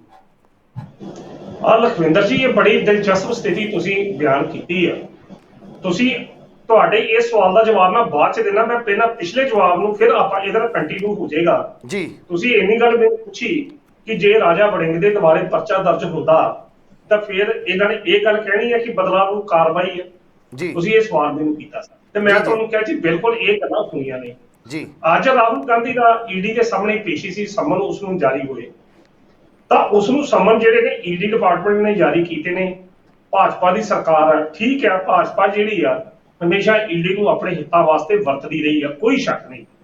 ਪਰ ਹੁਣ ਜਿਸ ਤਰੀਕੇ ਦੇ ਨਾਲ ਰਾਹੁਲ ਗਾਂਧੀ ਈਡੀ ਦੇ ਸਾਹਮਣੇ ਪੇਸ਼ ਹੋਏ, ਕਾਂਗਰਸ ਪਾਰਟੀ ਨੇ ਸਾਰੇ ਹਿੰਦੁਸਤਾਨ ਦੇ ਵਿੱਚ ਈਡੀ ਦੇ ਦਫ਼ਤਰਾਂ ਦੇ ਸਾਹਮਣੇ ਧਰਨੇ ਦੇਣੇ ਜਿਹੜੇ ਸ਼ੁਰੂ ਕਰ ਦਿੱਤੇ ਆ। ਧਰਨੇ ਦਿੱਤੇ ਨੇ, ਰੌਲਾ ਰੱਪਾ ਪਾਇਆ ਤੇ ਇਹਨਾਂ ਨੇ ਵੀ ਇੱਥੇ ਇਹ ਗੱਲ ਕਹਿ ਦਿੱਤੀ ਆ ਕਿ ਇਹ ਬਦਲਾ ਲਓ ਕਾਰਵਾਈ ਆ ਜੀ, ਇਹ ਤੰਗ ਕੀਤਾ ਜਾ ਰਿਹਾ, ਵਿਰੋਧੀਆਂ ਨੂੰ ਦਬਾਇਆ ਜਾ ਰਿਹਾ, ਚਾਹੇ ਦਿਗਵਿਜੇ ਸਿੰਘ ਆ ਚਾਹੇ ਕੋਈ ਵੀ ਆ। ਇਹਦੇ ਸੰਬੰਧੀ ਅਸੀਂ ਵਿਸਥਾਰ ਚ ਸਵੇਰੇ ਗੱਲ ਕੀਤੀ ਸੀ। ਪਰ ਹੁਣ ਜਿਹੜਾ ਪ੍ਰਸ਼ਨ ਆ ਉਹ ਇਹ ਆ ਆਪਣੇ ਲਖਵਿੰਦਰ ਜੀ, ਜੇਕਰ ਰਾਹੁਲ ਗਾਂਧੀ ਦੇ ਉੱਤੇ ਕੋਈ ਦੋਸ਼ ਲੱਗੇ ਆ, ਈਡੀ ਨੇ ਉਸ ਨੂੰ ਬੁਲਾਇਆ, ਈਡੀ ਨੇ ਕੋਈ ਪਰਚਾ ਨਹੀਂ ਦਰਜ ਕੀਤਾ, ਕੱਖ ਨਹੀਂ ਹੋਇਆ ਤਾਂ ਜੇਕਰ ਇਹ ਵਿਅਕਤੀ ਪੂਰਨ ਤੌਰ ਤੇ ਸੱਚਾ ਆ, ਕੋਈ ਗੁਨਾਹ ਨਹੀਂ ਕੀਤਾ ਤਾਂ ਫਿਰ ਈਡੀ ਕਿਹੜੀ ਤਕਲੀਫ ਆ? ਫਿਰ ਪੇਸ਼ ਹੋਣ ਦੋ, ਦੁੱਧ ਦਾ ਦੁੱਧ, ਸੱਚ ਦਾ ਸੱਚ, ਪਾਣੀ ਦਾ ਪਾਣੀ ਨਿੱਤਰ ਕੇ ਆ ਜਾਵੇ। ਸਰ ਦੂਸਰੀ ਗੱਲ ਇਹ ਹੈ ਨਾ ਜੀ, ਇਹ ਸਾਰਾ ਕੁਝ ਪ੍ਰੀ ਪਲਾਨਡ ਸੀਗਾ। ਇਸ ਜੋ ਪ੍ਰਦਰਸ਼ਨ ਜੋ ਹੋਏ ਨੇ ਕੇਸੀ ਵੇਨੂਗੋਪਾਲ ਨੇ ਬਕਾਇਦਾ ਵੀਡੀਓ ਕਾਨਫਰੰਸ ਕਰਕੇ ਪੂਰੇ ਦੇਸ਼ ਦੇ ਜਿੰਨੇ ਵੀ ਆਪਾਂ ਜੇ ਗੱਲ ਕਰੀਏ ਪ੍ਰਧਾਨ ਸੀਗੇ, ਜ਼ਿਲ੍ਹਾ ਪ੍ਰਧਾਨ, ਬਾਡੀ ਦੇ ਜਿੰਨੇ ਵੀ ਸੀਨੀਅਰ ਨੇਤਾ ਸੀ ਉਹਨਾਂ ਦੇ ਨਾਲ ਵੀਡੀਓ ਕਾਨਫਰੰਸ ਕਰਕੇ ਪ੍ਰੀ ਪਲਾਨ ਕੀਤਾ ਸੀ ਵੀ 13 ਤਰੀਕ ਨੂੰ ਈਡੀ ਦੀ ਪੇਸ਼ੀ ਆ, ਅਸੀਂ ਪ੍ਰਦਰਸ਼ਨ ਕਰਨੇ ਨੇ। ਇਹਦਾ ਮਤਲਬ ਕੀ ਕੱਢੀਏ ਫਿਰ ਆਪਾਂ ਜੀ? ਇਸ ਦਾ ਉਹੀ ਮਤਲਬ ਕੱਢੋ ਜਿਹੜਾ ਪੰਜਾਬ ਦੇ ਵਿੱਚ ਜਦੋਂ ਤਾਂ ਸਾਧੂ ਸਿੰਘ ਧਰਮਸੋਤ ਫੜਿਆ ਜਾਂਦਾ ਤਾਂ ਉਸ ਵੇਲੇ 60-70 MLA ਜਿਹੜੇ ਮਾਪਾਂ ਸਾਬਕਾ ਦੇ ਵਿੱਚ 17-18 ਨਵੇਂ ਜਿਹੜੇ ਚੁਣੇ ਨੇ, ਇਹ ਸਾਰੇ ਭਗਵੰਤ ਮਾਨ ਕੋਲ ਪਹੁੰਚ ਜਾਂਦੇ ਆ ਕਿ ਇਸ ਗੱਲ ਕਰਕੇ ਤੇ ਉੱਥੇ ਜਾ ਕੇ ਇਹ ਕਹਿੰਦੇ ਆ ਪਹਿਰਾ ਦਿਆ ਸਾਡੇ ਹੱਕ ਇੱਥੇ ਰੱਖ, ਪਹਿਰਾ ਦਿਆ ਕਿ ਸੋਚ ਕੇ ਤੇਰੀ ਠੋਕ ਤੇ ਇਹੋ ਜਿਹੇ ਨਾਰੇ ਲਾਉਂਦੇ ਆ। ਤਾਂ ਉਸ ਵਕਤ ਫਿਰ ਭਗਵੰਤ ਸਿੰਘ ਮਾਨ ਨੂੰ ਵੀ ਪਤਾ ਲੱਗ ਜਾਂਦਾ ਕਿ ਇਹ ਲੋਕ ਮੈਨੂੰ ਮਿਲ ਕਿਸ ਕੰਮ ਨੂੰ ਆਏ ਤੇ ਉਹ ਮਿਲਦਾ ਹੀ ਨਹੀਂ। ਤੇ ਬਾਹਰ ਆਣ ਕੇ ਇਹ ਲੋਕ ਆਪਣੀ ਸੁਰ ਬਦਲ ਲੈਂਦੇ ਕਿ ਅਸੀਂ ਤੇ ਪੰਜਾਬ ਦੀ ਅਮਨ ਕਾਨੂੰਨ ਤੇ ਪੰਜਾਬ ਦੇ ਉਹਨਾਂ ਹਾਲਾਤਾਂ ਸੰਬੰਧੀ ਗੱਲ ਕਰਨ ਗਏ ਹਾਂ। ਗੱਲ ਕਰਨ ਦੇ ਉਹਦੇ ਸੰਬੰਧੀ ਹੋਰ ਕੁਝ ਗਈ। ਇਹੋ ਜਿਹੀ ਜਿਹੜੀ ਸਥਿਤੀ ਹੈਗੀ ਆ ਉੱਪਰ ਹੈਗੀ ਆ। ਕੇਸੀ ਵੇਨੂਗੋਪਾਲ ਨੇ ਤਾਂ ਹੀ ਇਹਨਾਂ ਲੋਕਾਂ ਨੂੰ, ਕਾਂਗਰਸੀ ਵਰਕਰਾਂ ਨੂੰ ਇਹ ਆਰਡਰ ਦਿੱਤਾ ਕਿ ਹਾਂ ਵੀ ਜਿਸ ਦਿਨ ਰਾਹੁਲ ਗਾਂਧੀ ਦੀ ਪੇਸ਼ੀ ਹੋਏਗੀ ਤੁਸੀਂ ਧਰਨੇ ਪ੍ਰਦਰਸ਼ਨ ਕਰਨੇ ਆ ਤਾਂ ਜੋ ਕੇਂਦਰ ਦੀ ਸਰਕਾਰ ਦੇ ਉੱਤੇ ਇੱਕ ਦਬਾਅ ਜਿਹੜਾ ਬਣਾਇਆ ਜਾ ਸਕੇ। ਇਹ ਦਬਾਅ ਬਣਾਉਣ ਦਾ ਮਤਲਬ ਇਹੋ ਹੀ ਆ ਕਿ ਭਈ ਸਾਡੇ ਵਿਅਕਤੀ ਨੂੰ ਕੁਝ ਨਾ ਕਵੇ, ਜੋ ਕਰਦਾ ਉਹਨੂੰ ਕਰਨ ਦਿਓ। ਜੇ ਉਸਨੇ ਕੀਤਾ ਨਹੀਂ ਫਿਰ ਦਬਾਅ ਕਾਹਦੇ ਵਾਸਤੇ? ਹਾਂ, ਅਗਰ ਈਡੀ ਉਹਦੇ ਤੇ ਕੋਈ ਪਰਚਾ ਦਰਜ ਕਰਦੀ ਆ, ਜੇ ਬਹੁਤ ਕੁਝ ਇਹੋ ਜਿਹਾ ਵਾ ਫਿਰ ਤੁਸੀਂ ਕਰੋ। ਜੇ ਉਹਨੇ ਕੀਤਾ ਕੱਖ ਨਹੀਂ ਆ ਫਿਰ ਡਰ ਕਾਹਦਾ? ਸੱਚ ਦਾ ਸਾਹਮਣਾ। ਉਹਦਾ ਪੰਜਾਬ ਦੀ ਅਗਰ ਗੱਲ ਕਰੀਏ, ਗੱਲ ਤਾਂ ਤੁਸੀਂ ਰਾਹੁਲ ਗਾਂਧੀ ਦੀ ਪੁੱਛ ਰਹੇ ਜੀ, ਪਰ ਮੈਂ ਪੰਜਾਬ ਦੇ ਆਧਾਰ ਤੇ ਮੈਂ ਗੱਲ ਕਰਨ ਕਿ ਜੇਕਰ ਪੰਜਾਬ ਦੀ ਗੱਲ ਕਰੋ, ਪੰਜਾਬ ਦੇ ਜਿੰਨੇ ਵੀ ਕਾਂਗਰਸੀ ਵਰਕਰ ਦੇ ਨੇਤਾ ਨੇ ਇਸ ਵੇਲੇ ਅਸੀਂ ਕਹਿ ਸਕਦੇ ਬੌਂਦਲੇ ਤੁਰੇ ਫਿਰਦੇ ਆ, ਤਾਂ ਉਹ ਇਹੋ ਹੀ ਗੱਲਾਂ ਇਦਾਂ ਦੀਆਂ ਕਰਦੇ ਆ। ਤਾਂ ਕੇਸੀ ਵੇਨੂਗੋਪਾਲ ਨੇ ਜਦੋਂ ਇਹ ਆਰਡਰ ਕਿਹਾ ਕਿ ਕਾਂਗਰਸੀ ਵਰਕਰ ਸਮਰਥਕ ਨੇਤਾ 13 ਤਰੀਕ ਨੂੰ ਹਰ ਈਡੀ ਦੇ ਦਫ਼ਤਰ ਸਾਹਮਣੇ ਧਰਨਾ ਦੇਣਗੇ, ਤਾਂ ਇਸ ਦਾ ਸਾਫ਼ ਤੇ ਸਪਸ਼ਟ ਮਤਲਬ ਇਹੋ ਹੀ ਆ ਕਿ ਦਬਾਅ ਬਣਾ ਕੇ ਰੱਖਿਆ ਜਾਵੇ ਤਾਂ ਜੋ ਕੱਲ ਨੂੰ ਕੋਈ ਕਾਰਵਾਈ ਜਿਹੜੀ ਆ ਈਡੀ ਰਾਹੁਲ ਗਾਂਧੀ ਦੇ ਖਿਲਾਫ ਤੇ ਸੋਨੀਆ ਗਾਂਧੀ ਦੇ ਖਿਲਾਫ ਨਾ ਕਰ ਸਕੇ। ਸੋ ਅਣਖੀ ਸਰ ਦੂਸਰੇ ਅਣਖੀ ਸਰ ਜਿਹੜਾ ਜੇ ਪ੍ਰਦਰਸ਼ਨ ਕੀਤਾ ਬੜੇ ਵੱਡੇ ਲੈਵਲ ਤੇ ਹੋਇਆ, ਪੂਰੇ ਦੇਸ਼ ਦੇ ਵਿੱਚ ਹੋਇਆ, ਇਹਦਾ ਕੋਈ ਈਡੀ ਦੇ ਉੱਪਰ ਦਬਾਅ ਪੈਣ ਲੱਗਿਆ? ਕੋਈ ਲੱਗਦਾ ਵੀ ਤੁਹਾਨੂੰ ਦਬਾਅ ਬਣੂਗਾ ਈਡੀ ਦਾ ਇਸ ਮਾਮਲੇ ਦੇ ਉੱਪਰ ਇਹਨਾਂ ਪ੍ਰਦਰਸ਼ਨਾਂ ਦੇ ਕਾਰਨ? ਦੇਖੋ, ਜੇ ਤੇ ਲਖਵਿੰਦਰ ਜੀ ਈਡੀ ਇਹੋ ਜਿਹੇ ਦਬਾਵਾਂ ਦੇ ਤਹਿਤ ਕੰਮ ਕਰਨ ਲੱਗੇ ਜੀ, ਫਿਰ ਤਾਂ 10 ਬੰਦੇ, ਹਰ ਬੰਦਾ ਹੀ 10 ਬੰਦੇ ਜਾ ਕੇ ਈਡੀ ਦੇ ਦਫ਼ਤਰ ਆ ਕੇ ਧਰਨਾ ਪ੍ਰਦਰਸ਼ਨ ਕਰੇਗਾ। ਜੀ। ਸੋ ਅਜਿਹੀਆਂ ਗੱਲਾਂ ਤਾਂ ਨਹੀਂ ਹੋ ਸਕਦਾ। ਈਡੀ ਆਪਣੀ ਕਾਰਵਾਈ ਜਾਰੀ ਰੱਖੂਗੀ। ਮੈਂ ਇੱਕ ਗੱਲ ਹੋਰ ਤੁਹਾਡੇ ਨਾਲ ਕਰਨ ਲੱਗਾ ਜੀ ਕਿ ਦੇਖੋ, ਜਿੰਨੇ ਜਿਹੜਾ ਸੂਤਰ ਦੱਸਦੇ ਨੇ, ਰਾਹੁਲ ਗਾਂਧੀ ਠੀਕ ਤਰੀਕੇ ਨਾਲ ਈਡੀ ਨੂੰ ਜਵਾਬ ਜਿਹੜਾ ਨਹੀਂ ਦੇ ਸਕਿਆ ਜੀ, ਬਹੁਤ ਘਬਰਾਏ ਹੋਏ ਸੀ। ਔਰ ਵੇਖੋ, ਜਿਹੜੀਆਂ ਵੀ ਕੋਈ ਜਾਂਚ ਏਜੰਸੀਆਂ ਹੁੰਦੀਆਂ ਨੇ ਲਖਵਿੰਦਰ ਜੀ, ਉਹਨਾਂ ਨੇ ਇਨਵੈਸਟੀਗੇਟ ਕਰਨ ਦਾ ਤਰੀਕਾ ਅਲੱਗ ਤਰ੍ਹਾਂ ਦਾ ਤਰੀਕਾ ਹੁੰਦਾ। ਉਹ ਤਰੀਕਾ ਇਹ ਨਹੀਂ ਹੈ ਕਿ ਜਿੱਥੇ ਤੁਸੀਂ ਇੱਕ ਪਾਰਟੀ ਮੀਟਿੰਗ ਨੂੰ ਸੰਬੋਧਨ ਕਰ ਰਹੇ ਜੇ ਤੇ ਥੱਲੇ ਤੁਹਾਡੇ ਸਾਰੇ ਹਮੈਤੀ ਬੈਠੇ ਨੇ, ਝੋਲੀ ਚੁੱਕ ਬੈਠੇ ਨੇ, ਜੋ ਤੁਸੀਂ ਕਹਿਤਾ ਉਹ ਬਿਲਕੁਲ ਠੀਕ ਠਾਕ ਹੋਣਾ। ਇਦਾਂ ਦੀਆਂ ਮੀਟਿੰਗਾਂ ਤੇ ਈਡੀ ਦੀ ਇਨਵੈਸਟੀਗੇਸ਼ਨ ਏਜੰਸੀ 'ਚ ਬੜਾ ਫਰਕ ਹੁੰਦਾ।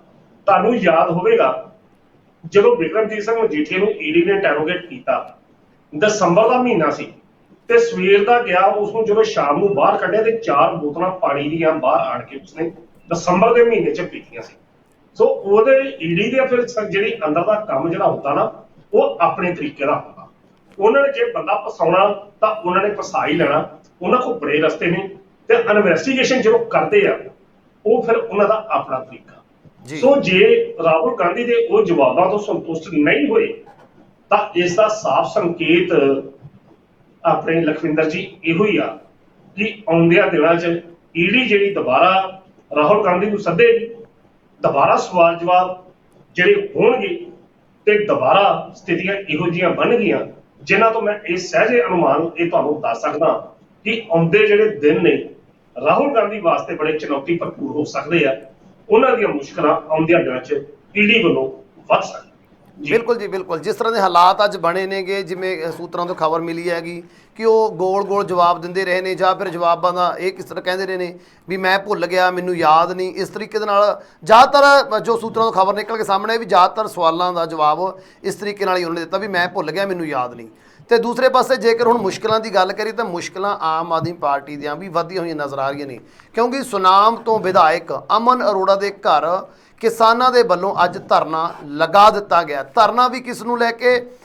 MSP ਨੂੰ ਲੈ ਕੇ, ਕਿਉਂਕਿ ਭਗਵੰਤ ਸਿੰਘ ਮਾਨ ਦੇ ਵੱਲੋਂ ਇਹ ਗੱਲ ਕਹੀ ਗਈ ਸੀ ਕਿ ਮੂੰਗੀ ਦੀ ਫਸਲ ਦੇ ਉੱਪਰ MSP ਦਿੱਤੀ ਗਈ। ਤੇ ਅੱਜ ਹੀ ਟਵੀਟ ਕੀਤਾ ਭਗਵੰਤ ਸਿੰਘ ਮਾਨ ਨੇ ਵੀ MSP ਦੇ ਤਹਿਤ ਹੀ ਸਰਕਾਰੀ ਖਰੀਦ ਸ਼ੁਰੂ ਕਰ ਦਿੱਤੀ ਗਈ ਹੈ ਮੂੰਗੀ ਦੀ। ਲੇਕਿਨ ਕਿਸਾਨਾਂ ਨੇ ਇਲਜ਼ਾਮ ਲਗਾਏ ਨੇ ਕਿ 5000 ਨੂੰ ਵੀ ਸਾਡੀ ਜਿਹੜੀ ਫਸਲ ਆ ਉਹ ਨਹੀਂ ਖਰੀਦੀ ਜਾ ਰਹੀ, ਜਿਸ ਕਰਕੇ ਲੋਕ ਅੱਜ ਕਿ ਕਿਸਾਨਾਂ ਦੀ ਗੱਲ ਕਰੀਏ ਆਪਣੀ ਫਸਲ ਨੂੰ ਲੈ ਕੇ, ਮੂੰਗੀ ਦੀ ਫਸਲ ਨੂੰ ਲੈ ਕੇ ਟਰੈਕਟਰ ਟਰਾਲੀਆਂ ਸਮੇਤ ਵਿਧਾਇਕ ਸਾਹਿਬ ਦੇ ਘਰ ਦੇ ਬਾਹਰ ਪਹੁੰਚ ਗਏ ਨੇ। ਧਰਨਾ ਲੱਗ ਗਿਆ, ਲੇਕਿਨ ਅਜੇ ਤੱਕ ਵਿਧਾਇਕ ਸਾਹਿਬ ਦੇ ਵੱਲੋਂ ਕਿਸਾਨਾਂ ਨੂੰ ਮਿਲਣਾ ਉਚਿਤ ਨਹੀਂ ਸਮਝਿਆ ਜਾ ਰਿਹਾ। ਕਿਵੇਂ ਦੇਖ ਰਹੇ ਹੋ? ਇੱਕ ਪਾਸੇ ਜੇ ਟਵੀਟ ਭਗਵੰਤ ਸਿੰਘ ਮਾਨ ਦਾ ਆ ਰਿਹਾ ਵੀ ਅੱਜ MSP ਤੇ ਮੂੰਗੀ ਦੀ ਫਸਲ ਖਰੀਦਣੀ ਸ਼ੁਰੂ ਹੋ ਗਈ ਹੈ, ਤੇ ਦੂਸਰੇ ਪਾਸੇ ਸੱਚਾਈ ਕੁਝ ਹੋਰ ਹੀ ਨਜ਼ਰ ਆ ਰਹੀ ਹੈ। ਕਿਵੇਂ ਦੇਖ ਰਹੇ ਹੋ ਪੂਰੇ ਮਾਮਲੇ ਨੂੰ?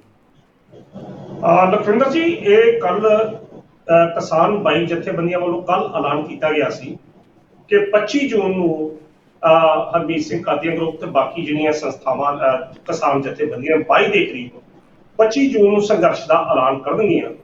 ਉਹ ਵੀ ਕੱਲ ਵੀ ਉਹਨਾਂ ਨੇ MSP ਮੂੰਗੀ ਤੇ ਜਿਹੜੀ MSP ਨੂੰ ਲੈ ਕੇ ਉਹਨਾਂ ਨੇ ਐਲਾਨ ਕੀਤਾ ਸੀ। ਤੇ ਅੱਜ ਬਕਾਇਦਾ ਤੌਰ ਤੇ ਟਵੀਟ ਕਰਕੇ ਭਗਵੰਤ ਮਾਨ ਉਹਨਾਂ ਦਾ ਇਹ ਬਿਆਨ ਆ ਗਿਆ ਕਿ ਅਸੀਂ MSP ਦੇਣੀ ਜਿਹੜੀ ਸ਼ੁਰੂ ਕਰਤੀ। ਕੱਲ ਉਹਨਾਂ ਸਰਕਾਰੀ ਖਰੀਦ ਜਿਹੜੀ ਸ਼ੁਰੂ ਕੀਤੀ ਜੀ। ਤੇ ਅੱਜ ਜਿਹੜੀ ਖਬਰ ਜਿਹੜੀ ਹੁਣ ਸਾਹਮਣੇ ਆ ਰਹੀ ਆ ਉਹਦੇ ਵਿੱਚ ਇਹ ਆ ਕਿ ਅਮਨ ਅਰੋੜਾ ਦੇ ਘਰ ਦੇ ਸਾਹਮਣੇ ਕਿਸਾਨਾਂ ਵੱਲੋਂ ਆਪਣੀਆਂ ਮੰਗਾਂ ਨੂੰ ਲੈ ਕੇ ਧਰਨਾ ਦੇਣਾ ਜਿਹੜਾ ਉਹ ਸ਼ੁਰੂ ਕਰ ਦਿੱਤਾ ਗਿਆ। ਲਖਵਿੰਦਰ ਜੀ, ਬਿਲਕੁਲ ਠੀਕ ਆ। ਕਿਸਾਨਾਂ ਨੂੰ ਜਿਹੜੇ ਵਾਅਦੇ ਦਾਅਵੇ ਜਿਹੜੀ ਸਰਕਾਰ ਨੇ ਕੀਤੇ ਆ ਉਹ ਦਾਅਵੇ ਵਾਅਦੇ ਪੂਰੇ ਕਰਨੇ ਚਾਹੀਦੇ ਆ, ਕਿਉਂਕਿ ਕਿਸਾਨ ਨੂੰ ਅੰਨਦਾਤਾ ਦਾ ਨਾਮ ਜਿਹੜਾ ਕਿਹਾ ਜਾਂਦਾ, ਰੁਤਬਾ ਜਿਹੜਾ ਦਿੱਤਾ ਜਾਂਦਾ, ਤੇ ਉਸ ਰੁਤਬੇ ਦੇ ਅਨੁਸਾਰ ਜਾਂ ਉਹਨਾਂ ਦੀਆਂ ਜਿਹੜੀਆਂ ਮੰਗਾਂ ਨੇ, ਜਾਇਜ਼ ਮੰਗਾਂ, ਹੱਕੀ ਮੰਗਾਂ, ਉਹਨਾਂ ਨੂੰ ਮੰਨਣਾ ਸਰਕਾਰ ਦਾ ਮੁੱਢਲਾ ਫਰਜ਼ ਹੈਗਾ। ਤੇ ਸਰਕਾਰ ਜੇਕਰ ਉਹ MSP ਦੀ ਗੱਲ ਕਰੇ, ਜਿਸ ਤਰ੍ਹਾਂ 7200 ਦੇ ਲਾਗੇ ਚੱਕੇ ਉਹਨਾਂ ਨੇ MSP ਦੀ ਗੱਲ ਕੀਤੀ ਹੈ, ਪਰ ਉਹ ਕਹਿ ਰਹੇ ਨੇ ਕਿ ਸਾਡੇ ਖਾਤਿਆਂ 'ਚ 5-5000 ਰੁਪਇਆ ਵੀ ਜਿਹੜਾ ਉਹ ਨਹੀਂ ਆ ਰਿਹਾ। ਹੁਣ ਇਹਦੇ ਪਿੱਛੇ ਸੱਚ ਕੀ ਆ ਜਾਂ ਝੂਠ ਕੀ ਆ, ਕਿਉਂਕਿ ਅਜੇ ਤੱਕ ਅਮਨ ਅਰੋੜਾ ਕਿਸਾਨਾਂ ਨੂੰ ਮਿਲੇ ਨਹੀਂ। ਪਰ ਦੂਜੇ ਪਾਸੇ ਕਿਸਾਨ ਜਿਹੜੇ ਉਹ ਫਿਰ ਆਪਣੇ ਧਰਨਾ ਲਾ ਕੇ ਬੈਠ ਗਏ ਨੇ। ਤੇ ਇਹ ਵਿਚਲਾ ਰਸਤਾ ਜਿਹੜਾ ਸਰਕਾਰ ਨੂੰ ਕੱਢਣਾ ਚਾਹੀਦਾ, ਕਿਉਂਕਿ ਇੱਕ ਪਾਸੇ ਤਾਂ ਅਸੀਂ ਕਿਸਾਨਾਂ ਦੀ ਹਰ ਚੀਜ਼ ਨੂੰ ਮੰਗਣ ਦਾ ਦਾਅਵਾ ਕਰਦੇ ਹਾਂ, ਪਰ ਦੂਜੇ ਪਾਸੇ ਅਸੀਂ ਆਪ ਹੀ ਜੇਕਰ ਉਹਨਾਂ ਨੂੰ ਸੰਘਰਸ਼ ਵਾਸਤੇ ਮਜਬੂਰ ਕਰਦੇ ਹਾਂ ਤਾਂ ਇਹ ਗੱਲ ਸਰਕਾਰ ਵਾਸਤੇ ਵੀ ਠੀਕ ਨਹੀਂ ਤੇ ਦੂਜੇ ਪਾਸੇ ਕਿਸਾਨਾਂ ਵਾਸਤੇ ਵੀ ਠੀਕ। ਕਿਸਾਨਾਂ ਵਾਸਤੇ ਮੈਂ ਤਾਂ ਠੀਕ ਨਹੀਂ ਗੱਲ ਕੀਤੀ ਲਖਵਿੰਦਰ ਜੀ, ਅਗਰ ਵੇਖਿਆ ਜਾਵੇ ਤਾਂ ਜਦੋਂ ਤੋਂ ਦਿੱਲੀ ਤੋਂ ਕਿਸਾਨ ਸੰਘਰਸ਼ ਜਿਹੜੇ ਜਿੱਤ ਕੇ ਆਏ ਉਸ ਤੋਂ ਮਗਰੋਂ ਪੰਜਾਬ ਦੇ ਵਿੱਚ ਕਿਸਾਨ ਜਥੇਬੰਦੀਆਂ ਅਲੱਗ-ਅਲੱਗ ਹੋ ਗਈਆਂ, ਉਗਰਾਹਾਂ ਗਰੁੱਪ ਅਲੱਗ ਆ, ਦੂਜੇ ਪਾਸੇ ਕੁਝ ਆ। ਘੱਟ ਤੋਂ ਘੱਟ ਪਹਿਲਾਂ ਆਹ ਸਾਫ਼ ਕਰ ਦੇਣਾ ਚਾਹੀਦਾ ਕਿ ਹਰ ਇਲਾਕੇ ਦੀ, ਹਰ ਖੇਤਰ ਦੀ ਕਿਸਾਨ ਜਥੇਬੰਦੀ ਆਪਣੇ ਪੱਧਰ ਤੇ ਫੈਸਲਾ ਲੈ ਰਹੀ ਆ ਕਿ ਜਾਂ ਸੰਯੁਕਤ ਸਮਾਜ ਮੋਰਚਾ ਜਿਹੜਾ ਆ ਉਸ ਤਰੀਕੇ ਦਾ, ਕੋਈ ਸੰਯੁਕਤ ਕਿਸਾਨ ਮੋਰਚਾ ਜਿਹੜਾ ਉਸ ਤਰੀਕੇ ਦਾ ਇੱਕ ਸਾਂਝਾ ਮੋਰਚਾ ਹੋਵੇ, ਤਾਂ ਜੋ ਕਿਸਾਨਾਂ ਦੀਆਂ ਸਾਰੀਆਂ ਹੱਕੀ ਮੰਗਾਂ ਜਿਹੜੀਆਂ ਨੇ ਇੱਕ ਮੋਰਚੇ ਦੇ ਰੂਪ ਦੇ ਵਿੱਚ ਸਾਹਮਣੇ ਆਉਣ। ਜੇਕਰ ਦਿੱਲੀ ਦਾ ਸੰਘਰਸ਼ ਕਿਸਾਨਾਂ ਨੇ ਜਿੱਤਿਆ ਸੀ ਤਾਂ ਲਖਵਿੰਦਰ ਜੀ ਉਹ ਤਾਂ ਜਿੱਤਿਆ ਗਿਆ ਸੀ ਕਿਉਂਕਿ 32 ਜਥੇਬੰਦੀਆਂ ਦਾ ਏਕਾ ਜਿਹੜਾ ਉੱਥੇ ਸਾਹਮਣੇ ਨਜ਼ਰ ਆਇਆ। ਹੁਣ ਪੰਜਾਬ ਦੇ ਵਿੱਚ ਕੀ ਆ, ਪੰਜਾਬ ਦੇ ਵਿੱਚ 22 ਕਿਸੇ ਪਾਸੇ ਆ ਉਗਰਾਹਾਂ ਗਰੁੱਪ, ਕਿਸੇ ਪਾਸੇ ਆ ਬਲਬੀਰ ਸਿੰਘ ਰਾਜੇਵਾਲ, ਕਿਸੇ ਗਰੁੱਪ ਆ। ਹਰ ਪਿੰਡ 'ਚ ਬੰਦਾ ਜਿਹੜਾ ਉਹ ਜਿਹੜੀ ਹਰੀ ਪੱਗ ਬੰਨ੍ਹਦਾ ਚੁੱਕ ਕੇ ਝੰਡਾ ਤੁਰ ਪੈਂਦਾ, ਉਹ ਵੀ ਕਹਿੰਦਾ ਮੈਂ ਕਿਸਾਨ ਜਥੇਬੰਦੀ ਹਾਂ। ਹਰ ਬੰਦੇ ਦੇ ਨਾਲ 15-15, 20 ਬੰਦੇ ਲੈ ਕੇ ਕਿਸਾਨ ਜਥੇਬੰਦੀਆਂ ਆਪਣੇ ਆਪ ਨੂੰ ਜਿਹੜੀਆਂ ਅਖੌਤੀ ਕਿਸਾਨ ਜਥੇਬੰਦੀਆਂ ਨੇ ਉਹ ਲੈ ਕੇ ਧਰਨੇ ਪਾਸੇ ਤੁਰ ਪੈਂਦੀਆਂ ਨੇ। ਸੋ ਇਹ ਵੀ ਇੱਕ ਜ਼ਰੂਰੀ ਆ। ਤੇ ਜਦੋਂ ਤੁਰਦੀਆਂ ਨੇ, ਕਿਤੇ ਕੋਈ ਧਰਨਾ ਲਾ ਦਿੰਦਾ, ਕਿਤੇ ਰੇਲਵੇ ਟਰੈਕ ਜਾਮ ਕਰ ਦਿੰਦਾ, ਉਹਦੇ ਨਾਲ ਪੰਜਾਬ ਦਾ ਆਮ ਸ਼ਹਿਰੀ, ਆਮ ਨਾਗਰਿਕ ਵੀ ਪ੍ਰਭਾਵਿਤ ਹੁੰਦਾ। ਜ਼ਰੂਰੀ ਨਹੀਂ ਕਿ ਕਿਸਾਨਾਂ ਦਾ ਹੀ ਨੁਕਸਾਨ ਹੋ ਰਿਹਾ। ਜੇਕਰ ਕਿਸਾਨ ਜਥੇਬੰਦੀਆਂ ਧਰਨਾ ਲਾਉਂਦੀਆਂ ਨੇ ਤਾਂ ਉਹਦੇ ਨਾਲ ਆਮ ਆਦਮੀ ਵੀ ਪ੍ਰਭਾਵਿਤ ਹੁੰਦਾ। ਇਸ ਲਈ ਇਹ ਕਿਸਾਨ ਜਥੇਬੰਦੀਆਂ ਨੂੰ ਚਾਹੀਦਾ ਕਿ ਜੇਕਰ ਤੁਸੀਂ ਦਿੱਲੀ ਦਾ ਮੋਰਚਾ ਆਪਣੇ ਏਕੇ ਕਰਕੇ ਜਿੱਤਿਆ, ਉਹੋ ਜਿਹਾ ਮੋਰਚਾ ਹੁਣ ਤੁਸੀਂ ਏਕਾ ਇੱਥੇ ਪੰਜਾਬ 'ਚ ਬਣਾਓ, ਇੱਕ ਸਾਂਝੀ ਰਾਏ ਬਣਾਓ। ਤਾਂ ਸਾਂਝੀ ਰਾਏ ਬਣਾ ਕੇ ਤੁਸੀਂ ਸਰਕਾਰ ਨਾਲ ਗੱਲ ਕਰੋ। ਸਰਕਾਰ ਤੁਹਾਡੀਆਂ ਮੰਗਾਂ ਮੰਨਦੀ ਨਹੀਂ ਮੰਨਦੀ, ਧਰਨੇ ਲਾਓ, ਜ਼ਰੂਰ ਲਾਉਣੇ ਚਾਹੀਦੇ ਆ, ਪਰ ਉਹਦੇ ਨਾਲ ਆਮ ਲੋਕ ਪ੍ਰਭਾਵਿਤ ਨਾ ਹੋਣ, ਇਹਦਾ ਧਿਆਨ ਜਿਹੜਾ ਉਹ ਜ਼ਰੂਰ ਰੱਖਿਆ ਜਾਣਾ ਚਾਹੀਦਾ, ਜਿਹੜਾ ਕਿਸਾਨ ਜਥੇਬੰਦੀਆਂ ਵੱਲੋਂ ਬੀਤੇ ਦੌਰ 'ਚ ਨਹੀਂ ਰੱਖਿਆ ਜਾ ਰਿਹਾ। ਇਹ ਗੱਲ ਜਿਹੜੀ ਸਾਫ਼ ਤੌਰ ਤੇ ਹੋਣੀ ਚਾਹੀਦੀ ਆ ਕਿ ਜਿੱਥੇ 4 ਜਥੇਬੰਦੀਆਂ ਮਿਲਦੀਆਂ, ਹਰੀ ਪੱਗ ਬੰਨ੍ਹੀ ਨਾਲ ਚੁੱਕ ਕੇ ਧਰਨਾ ਲਾਤਾ ਜੀ ਅਸੀਂ ਕਿਸਾਨ ਜਥੇਬੰਦੀਆਂ ਨੇ, ਉਹਨਾਂ ਦੇ ਵਿੱਚ ਕੁਝ ਇਹੋ ਜਿਹੇ ਵਿਅਕਤੀ ਵੀ ਆ ਜਿਹੜੇ ਆਪੋ ਆਪਣੇ ਖੇਤਰ ਦੀ, ਆਪੋ ਆਪਣੇ ਪੱਧਰ ਦੀ ਗੱਲ ਕਰਦੇ। ਜਿੱਦਾਂ ਪਿੱਛੇ ਇੰਨੀ ਗੱਲ ਕਹੀ ਕਿ ਮਾਲਵੇ ਦੇ ਖੇਤਰ ਦੇ ਕਿਸਾਨਾਂ ਦੀਆਂ ਮੰਗਾਂ ਹੱਲ ਹੋ ਗਈਆਂ, ਮਾਝੇ ਦੇ ਕਿਸਾਨਾਂ ਦੀਆਂ ਨਹੀਂ ਹੋਈਆਂ। ਹੁਣ ਇਹੋ ਜਿਹੇ ਪ੍ਰਤੀਕਰਮ, ਇਹੋ ਜਿਹੇ ਰਵੱਈਏ ਦੇ ਵਿੱਚ ਕੀ ਹੋਏਗਾ? ਹਰ ਵਿਅਕਤੀ ਜਿਹੜਾ ਆ ਉਸ ਨੂੰ ਸਰਕਾਰ ਨੇ ਸੈਟੀਸਫਾਈ ਕਰਦਾ ਨਹੀਂ ਕਰਦਾ, ਪਰ ਆਮ ਵਿਅਕਤੀ ਦਾ ਪ੍ਰਭਾਵਿਤ ਨਾ ਹੋਵੇ। ਮੇਰੀ ਜਿਹੜੀ ਗੱਲ ਆ ਇੱਥੋਂ ਤੱਕ ਜਿਹੜਾ ਉਹ ਯਤਨ ਹੈਗਾ। ਕਿਸਾਨ ਜਥੇਬੰਦੀਆਂ ਦੇ ਰੂਲ ਜੇਕਰ ਪਿਛਲੇ ਦੌਰ 'ਚ ਵੇਖਾਂ, ਮੇਰੇ ਇਸ ਇਲਾਕੇ 'ਚ ਮਾਝੇ ਦੇ ਖੇਤਰ 'ਚ ਕਿਸਾਨ ਜਥੇਬੰਦੀਆਂ ਜਿਹੜੀਆਂ ਅਖੌਤੀ ਕਿਸਾਨ ਜਥੇਬੰਦੀਆਂ ਨੇ, ਇਹ ਗੱਲ ਮੈਂ ਕਹਿ ਦੇਵਾਂ, ਜਿਹੜੀਆਂ ਅਖੌਤੀ ਕਿਸਾਨ ਜਥੇਬੰਦੀਆਂ ਨੇ ਆਪਣੇ ਪੱਧਰ ਤੇ ਬਣੀਆਂ, ਲੋਕਾਂ ਦੇ ਘਰੇਲੂ ਮਸਲਿਆਂ ਦੇ ਵਿੱਚ ਵੀ ਜਾ ਕੇ ਦਖਲਅੰਦਾਜ਼ੀ ਸ਼ੁਰੂ ਕਰਦੀ ਆ। ਇੱਕ ਥਾਂ ਤੇ ਕੁੜੀ ਨਹੀਂ ਵਸਦੀ, ਕਹਿੰਦੇ ਤੇਰੇ ਘਰ ਦੇ ਸਾਹਮਣੇ ਉੱਤੇ ਧਰਨਾ ਲਾ ਦੇਣਗੇ ਕਿਸਾਨ ਜਥੇਬੰਦੀਆਂ। ਹੁਣ ਕਿਸਾਨ ਜਥੇਬੰਦੀਆਂ ਦਾ ਇਹ ਕੰਮ ਹੈ ਕਿ ਤੁਸੀਂ ਜੇ ਕੋਈ ਕੁੜੀ ਨਹੀਂ ਖੜਦਾ ਤੇ ਉਹਦੇ 'ਚ ਆ ਕੇ ਤੁਸੀਂ ਧਰਨਾ ਲਾ ਲਓ। ਥੋੜਾ ਜਿਹਾ ਕਿਸਾਨ ਜਥੇਬੰਦੀਆਂ ਨੂੰ ਸੋਚਣਾ ਚਾਹੀਦਾ। ਖੈਰ, ਪ੍ਰਸ਼ਨ ਜਿਹੜਾ ਤੁਹਾਡਾ ਸੀ ਅਮਰ ਅਰੋੜੇ ਦਾ ਸੀ, ਉਹਦੇ ਸੰਬੰਧ 'ਚ ਮੈਂ ਗੱਲ ਜ਼ਰੂਰ ਕਰ ਦਿੱਤੀ ਹੈ ਕਿ ਸਰਕਾਰ ਨੂੰ ਕਿਸਾਨਾਂ ਦੀਆਂ ਹੱਕੀ ਮੰਗਾਂ ਪੂਰੀਆਂ ਕਰਨੀਆਂ ਚਾਹੀਦੀਆਂ। ਜੀ ਬਿਲਕੁਲ ਸਰ, ਬਿਲਕੁਲ। ਸੋ ਕਿਉਂਕਿ ਕਿਸਾਨਾਂ ਨੇ ਜਦੋਂ ਮੰਗ ਕੀਤੀ ਸੀ MSP ਨੂੰ ਲੈ ਕੇ ਤਾਂ ਹਾਮੀ ਭਰੀ ਸੀ। ਅੱਜ ਦੂਸਰੇ ਪਾਸੇ ਗੱਲ ਕਰੀਏ, ਭਗਵੰਤ ਸਿੰਘ ਮਾਨ ਆਪਣੇ ਸੋਸ਼ਲ ਮੀਡੀਆ ਤੋਂ ਅਕਾਊਂਟ ਤੋਂ ਉੱਪਰੋਂ ਵੀ ਉਹਨਾਂ ਨੇ ਗੱਲ ਕਹੀ ਹੈ, ਟਵੀਟ ਵੀ ਕੀਤਾ ਵੀ ਅਸੀਂ ਨੇ ਜੋ ਖਰੀਦ ਹੈ, ਸਰਕਾਰੀ ਖਰੀਦ ਹੈ, ਸ਼ੁਰੂ ਕਰ ਦਿੱਤੀ ਹੈ। ਲੇਕਿਨ ਦੂਸਰੇ ਪਾਸੇ ਕਿਸਾਨਾਂ ਦੀਆਂ ਇਹ ਮੰਗ ਵੀ ਅਜੇ ਤੱਕ ਸਾਨੂੰ ਤਾਂ 5000 ਰੁਪਏ ਵੀ ਨਹੀਂ ਮਿਲਦਾ, ਜਿਸ ਨੂੰ ਲੈ ਕੇ ਧਰਨਾ ਤਾਂ ਉਹਨਾਂ ਦਾ ਵੀ ਜਾਇਜ਼ ਹੀ ਲੱਗਦਾ ਕਿ ਭਗਵੰਤ ਮਾਨ ਇਸ ਧਰਨੇ ਨੂੰ ਚੁਕਵਾਉਣਗੇ ਕਿ ਉਹਨਾਂ ਦੀਆਂ ਮੰਗਾਂ ਪੂਰੀਆਂ ਹੋਣਗੀਆਂ, ਕਿਉਂਕਿ ਉਹ ਕਹਿ ਚੁੱਕੇ ਨੇ ਵੀ ਅਸੀਂ MSP ਮੰਨ ਲਈ ਹੈ ਤੇ ਖਰੀਦ ਵੀ ਸ਼ੁਰੂ ਕਰ ਦਿੱਤੀ ਹੈ। ਸੋ ਅਣਖੀ ਸਾਹਿਬ, ਤੁਸੀਂ ਗੱਲਬਾਤ ਕਰਨੀ ਸਾਡੇ ਨਾਲ ਜੁੜੇ, ਉਹਦੇ ਲਈ ਤੁਹਾਡਾ ਬਹੁਤ ਬਹੁਤ ਧੰਨਵਾਦ। ਬਹੁਤ ਬਹੁਤ ਸ਼ੁਕਰੀਆ ਲਖਵਿੰਦਰ। ਇਹ ਸਨ ਪ੍ਰੋਫੈਸਰ ਮਨਜੀਤ ਅਣਖੀ ਜੀ, ਜਿਨ੍ਹਾਂ ਵੱਲੋਂ ਅੱਜ ਦੀਆਂ ਅਹਿਮ ਖਬਰਾਂ ਦੇ ਉੱਪਰ ਵਿਸਥਾਰ ਦੇ ਨਾਲ ਚਰਚਾ ਕੀਤੀ ਗਈ। ਤੁਹਾਨੂੰ ਚਰਚਾ ਕਿਵੇਂ ਲੱਗੀ ਸਾਨੂੰ ਕਮੈਂਟ ਕਰਕੇ ਜ਼ਰੂਰ ਦੱਸਿਓ। ਅਗਲੇ ਪ੍ਰੋਗਰਾਮ ਵਿੱਚ ਫਿਰ ਤੋਂ ਹੋਏਗੀ ਮੁਲਾਕਾਤ। ਉਦੋਂ ਤੱਕ ਦਿਓ ਸਾਨੂੰ ਇਜਾਜ਼ਤ। ਧੰਨਵਾਦ।